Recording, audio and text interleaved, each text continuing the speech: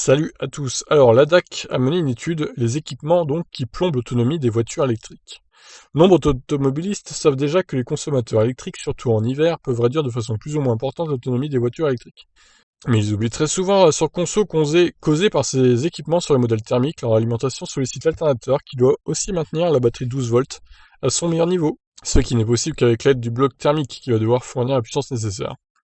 Pour la DAC, la règle est simple, 100 watts de puissance cause pour 100 km une conso supplémentaire de 0,1 litre de carburant sur une essence et 0,1 kWh d'électricité sur une électrique. Alors oui, effectivement, 100 watts ça fait 0,1 kWh. Par contre, est-ce que ça fait vraiment 0,1 litre au 100 de carburant?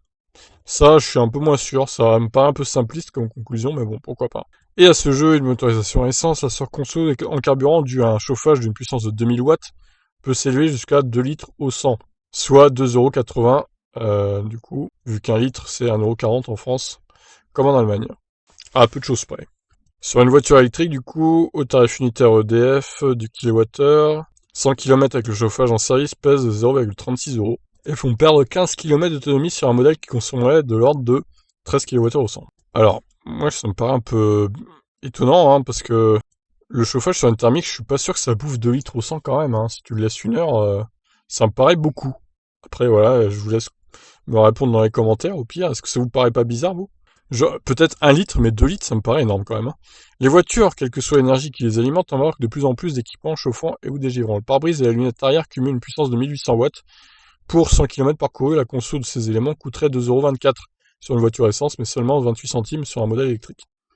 Pour le siège chauffant de 100 watts, la dépense n'est que de 0,14 €, donc 14 centimes pour 100 km, avec une thermique, et même pas 2 centimes sur un véhicule électrique. Le volant chauffant de 50 watts est 2 fois moins consommateur. Sur un VE, l'usage simultané d'un siège et du volant chauffant sur 100 km font à peine perdre 1,12 km d'autonomie.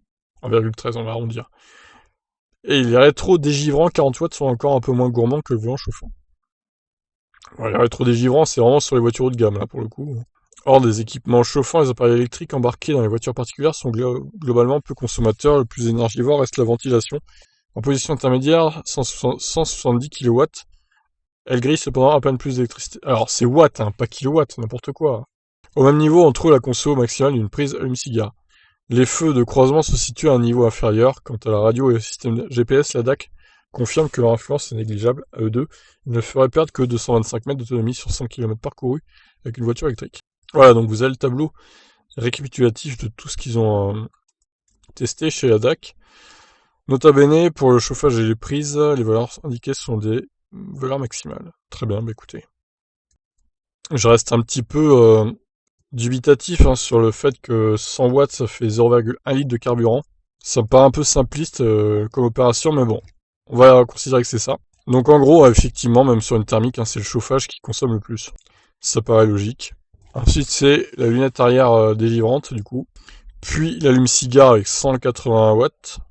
La ventilation, les feux de croisement, les feux anti-brouillard avant, etc., etc. Donc la radio, c'est que dalle, hein. Par contre, 20 watts, c'est rien du tout. Et le GPS, 10 watts, c'est encore moins. Voilà, bah écoutez, des chiffres, on va dire réalistes à peu près. Je vous laisse réagir donc suite à cet article. Est-ce que vous trouvez simpliste le fait de traduire 100 watts en 0,1 litre au 100 ou pas, vous? Moi je trouve que oui, mais bon après ça n'engage que moi. Allez, je vous laisse réagir, ciao.